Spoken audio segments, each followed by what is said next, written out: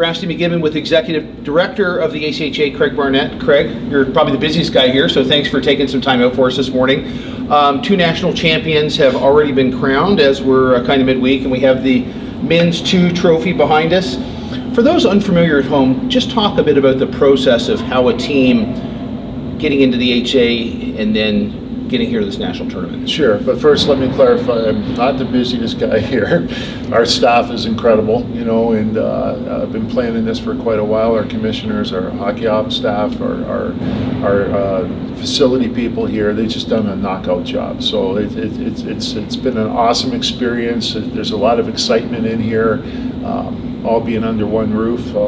How these teams got here, we're going to have 78 teams total over the 10-day period here. So, every division's different in the ACHA. We have the 5 divisions, as you know, men's 1, 2, and 3, women's 1 and 2. Each division, create their own type of tournament format and qualify to come here in different ways. Okay. That's what makes the ACHA so exciting. So for them to be here, I think is outstanding. The teams that are here, not just from a coaching and school perspective, but our student athletes. It's all about the student athletes, and the last 2 years, Rusty, for all of us has been once in a lifetime experience. Dealing with COVID and everything else going on, and when you look at our student athletes and going to college, as a college student alone, over the last 2 years, many of them had to take online classes, virtual classes, and that's not the strength of a lot of people. Some excel that way and some don't. You look at the mental health issues, dealing with the COVID situation. For college students, socialization is a huge thing, and that's been turned upside down. So when you look at our student athletes and everything that they've done, in order to be successful, to do well academically, to be eligible to play hockey this year, to get back on the ice, and then to compete and win and earn a spot in the national tournament, that's fantastic. And to see them here, knowing what they've been through is a compliment to them. So it's a reward for us to see this. You talked a little bit just about being in St. Louis and just how well the St. Louis Sports Commission has really done with arranging this. Can you speak a bit to that? They've been fantastic. We first came here about 2.5, 3 years ago. It starts really with the St. Louis Blues. The president of the St. Louis Blues, Chris Zimmerman, his son played in the ACHA, so he was familiar with it. When he knew that we had some RFPs out there for the national tournament, he worked with the St. Louis Commission and say, hey, we will support this however we can if we can get this. So the Blues are involved, which is key, very key for us. The St. Louis Sports Commission, spearheaded by Chris Roseman and company, just been fantastic to work with, as well as Lindenwood and Maryville University. So there's a lot of stakeholders in this, but they've also all been very understanding of this, excited to get the ACHA tournament. As you can tell with the staff that they've provided to work with our staff to make this a success for the teams and the student athletes. And it's a great market, as you know. It's a hockey market. It's not a huge, super big city like others that we've been to. It's not too small of a city either. It's like the perfect size for an ACHA event, and you can tell. Obviously winning the Stanley Cup a few years ago, having a team that's looking to do well in the playoffs this year in the NHL. There's a lot of hockey fans in this area, and we're seeing that. We're seeing not just parents and grandparents attending our games. We're seeing local hockey fans coming to attend the games, and so it's a joint effort. Anything successful takes a lot of people, and we have a lot of support from the local groups here in St. Louis. You spoke to early on about 78 teams being here and probably between 14 and 1,500 student athletes. How important is it for you as an executive director to have, with a population now of about 450 teams in the ACHA, you're including somewhere between 15 and 20% of your total population in this playoffs. How important is that for you? I think it's very important. I think there's a lot of teams here for the first time. There's a lot of student athletes that are freshmen, that have never been to a national tournament before with the ACHA. And I think, for them to experience this. I think this facility here helps enhance that experience, where we have all the teams under the same roof. The lobby out here with the merchandise and the restaurants and everything else. It's just, there's M3 mums and dads, M2 mums and dads, W2 mums and dads. Like it's like an ACHA family atmosphere here, and it's buzzing. And so as a student athlete, as a former student athlete, I think as we all are, when we get together, 10, 20 years later, when we talk about the experience of being at a national tournament, it's rare that you talk about the scores of the game. I agree. The majority of the conversations with your buddies that you might not have seen for 10 years, or the ones you keep in touch with, it's about the experience. And remember, when we were at the hotel and this happened. You remember in the lobby, this happened. Yeah. And it's about that experience. So I think it's very important. If we could expand this, like Women's Division II has done this year, they expanded from 12 teams to 16 teams. That's 4 more teams here at the ACHA tournament than they've ever had before. So for average roster size, maybe 20, so that's 80 more student athletes gaining this type of experience, and that's something we continue to look at. When I had the opportunity yesterday to speak to some of the Women's 2 coaches, they talked about the experience, they talked about players coming here for the first time. They also talked about kind of life lessons that they hope that this will foster. One from Sault Ste. Marie, Ontario, and this is 2 guys from Ontario having a conversation here. They were talking about going back and spreading hockey to Indigenous families and young girls. What are some of the things, so adjectives I've heard respect, I've heard community, I've heard karma. What are some of the things someone that is played in the ACHA, going to be leaving the ACHA, what are some life lessons, as a parent, as a former student athlete, that are things that you would want them to take away from their ACHA experience? Well, certainly the adjectives that you've mentioned, sportsmanship is a big one as well. And I think as we continue to tell our story, who the ACHA is, it's club hockey, but we like to talk about it as non-NCAA hockey, because our level is so high right now, and we do have some varsity programs in the ACHA, so it's not just club hockey, and club hockey is great. Right. So I think as we continue to enhance our product, and our student athletes, take it seriously, and they don't have to take it seriously. We have a place for everybody, but they take being at a national tournament seriously. They're seeing how other programs operate, and you're seeing the respect and the sportsmanship. And sure, it's competitive. That's what it's all about. There's, on the ice, there's been some competitive moments out there, right? But at the end of the day, I think the experience that they get from seeing each other and competing at this level, which is a high level, the sportsmanship piece is very important. This day and time, patients aren't always there, the way the world is right now. So I think when they're all together as student athletes and hockey players, and they're competing for a trophy like this, whatever division they are, that respect piece and the sportsmanship piece is really the 2 big pieces.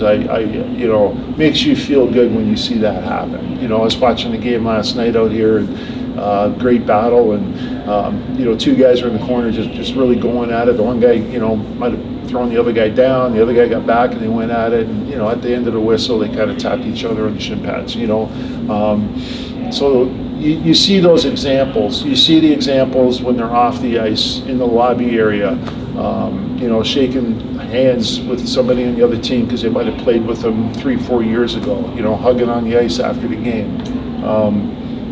It's really cool just having everybody together at the same time right now. So, yeah. So interesting, when I was talking to the captain from Hope the other day, he, as we were sitting in your interview, there's some guys out in the mezzanine area there that were like making faces. I said, "Oh, do you actually know those guys?" And he goes, "They play for the other team, but I went to high school with them." So it's a very neat dynamic. You talked early kind of about the family aspect of the ACHA, and I mean, myself having been involved for 2005, I can definitely attest to that. But tell me what your perception of the ACH family is and what that kind of means. The perception is it's a close knit. It takes a village, right? A lot of the people involved in the ACHA, a large amount, are volunteers. a large amount aren't doing this for if they get a stipend check or a money or whatever. They're doing it for the love of the game. They're doing it for the love of being part of the ACHA. You see everybody wearing some type of jackets or shirts or something with the ACHA. They're very proud of that logo. You look out in the lobby here, we have national championship banners that go back from the first national champion was when they were crowned. You know, we're 31 years this year. I think there's so many people just proud to be part of the ACHA. Everywhere I walk, there's alumni out there. You know, I was in a restaurant in Detroit 3 weeks ago, and table beside me, there was a coach in the ACHA like 15 years ago. The 3 kids that were sitting at the table with them, they're 25, 30 years old now. They all played in the ACHA. Wow. You know, you go into the NHL offices, all the interns in that played in the ACHA. So everyone's very proud of it, and that's what makes it exciting. And my role is to promote it. You know, so there's so much opportunity to promote it because it's a very we have a lot of people proud of it, but it's a very association that's very proud of the history and the direction we're going, and it's all about the experience again for the student athletes. We got a place for them. 454 teams deep in 48 states and 2 Canadian provinces, and we need to get an alumni director in here so we could track all of our alumni and have them continue to be part of this and be proud of the ACHA product that goes on the ice right now and in the classroom. So you've been involved in, please correct me, I think 5 years, 5 national tournaments. So we had Columbus, Dallas, missed one at Dallas. Last year, multiple sites. And this really, you know, you as a ship's captain have navigated us through some times that we hope we never see again with COVID. Things all in one building this year, which I think everyone enjoys. Where do you see us going in the next 5 years? Well, I think you know, this is actually just a small correction. This is actually my 3rd one. I wasn't here for Columbus, but I attended it. That's probably why. Yeah. I went to watch it, you know, as a fan. Yeah. So we had one in Dallas, all 5 together in the same city, and then Dallas did a great job. Then last year we did the 4 individuals because women's 2 didn't compete. Right. This year we're back again, right? We're back again, all 5, not only at the same location but the same building. We did use Maryville University for days 1 and 2 of our women's pool play. And they're all here with us now, they're right? all here now. Good. Yeah. Okay. So you know, this is about the membership, and you know, we actually have a proposal on the table to consider because we're a large group. You know, some people want different things, and that's good as long as we communicate and as long as we talk about it and as long as we open it up to our membership to be able to vote. So one of the proposals this year at our annual meeting would be to have a discussion about maybe going back to 5 individual tournaments and not having everybody together. Sure. So you know, we'll talk about that. It's a proposal that our membership are doing with the right procedures, and we'll get a taste of where our membership wants to be. Yeah. I'm very good with that because I'm a big believer in assessing things and in reassessing things. Something that worked 4 years ago might not work today, right? Right. So we'll see what they want to do there. I'm a proponent of bringing everybody together. You know, the atmosphere here would prove that, but you know, we want to have those discussions and have our membership let us know what they want to do, and then we act and we'll support the way that our members want to proceed. Yeah, one of the great things in sportsmanship I saw yesterday, so you had women's from Dakota College Bottineau and the men punching, you know, in the semifinals last night, and the men were playing in the evening. They came over to watch the girls play. Right. Yeah, and it's just, I think it's fantastic, and that's one of the things that affords you having it all in one place. I saw last night with Lindenwood 2 playing, men's 2 playing, and the Lindenwood men's 1 team was here, and they had their cup, they had their big cup. They're coming down the stairs. I had to ask one of our guys, I said, hey, I hope that's Lindenwood, because that's our cup. Yeah. Well, it's their cup, but, you know, so yeah, you're seeing that at you know, and that's, we wouldn't have had that if we were in different locations, right? So that's a great point about some of the benefits of having all divisions at one place. That's neat to see. For the people that geographically were not able to make it, the partnership with Hockey TV and that product that people are able to tune in and listen and watch from home, that's something that the ACHA has done over the years. Tell me a bit about that partnership. Well, it's great. They're part of Hockey Tech, and which is now, I guess, been bought by Flow Sports, which is also very good. But Hockey TV itself, the broadcasting, the ACHA is streamed live games for many years now with the leadership of AJ Bolden and his crew. But that was something that they've done internally, and I think as the national tournament has grown so much, and now as a business with 450 teams, we had to look at the best model moving forward. We needed to have a revenue stream coming in. We wanted to make sure our expenses were in check with our budget, and more importantly, we wanted to have our product available for everybody to see, be in St. Louis or not in St. Louis. And Hockey TV provides that. They've been around a long time. They do everything from the American Hockey League to junior leagues to midget events and so forth. So they're experienced in it. We've blended in some of our former ACHA broadcasters into their broadcasting crew this year. And it's one of those things that we're adapting to the way time is these days. Yeah. It might not have worked 5 years ago. It's a good time for the ACHA to have a partner like Hockey TV, and they've been awesome to work with. Or something that really has exploded, and you may be able to look back and say that COVID has had something to do with just social media. I would say, from the years I've been involved, the social media presence by the ACHA has grown exponentially. You've got guys from Hockey House here. There's people that are doing Twitter feeds. How has the reception to that been? I think it's again, 5 years ago it was a little different, right? Yeah. So again, it's assess and reassess. But who we are is we're college student athletes. What do they do? They're big on social media. So we needed to take a look and be a bigger part of that, to be able to tell our story. It helps with us when we're promoting our product to prospective student athletes and having them understand that there's the top 25 universities in the world, 17 of them are in the United States and 14 of them have ACHA hockey programs. It's hard to tell college student athletes, on a website. Sure. Where you see that is in social media.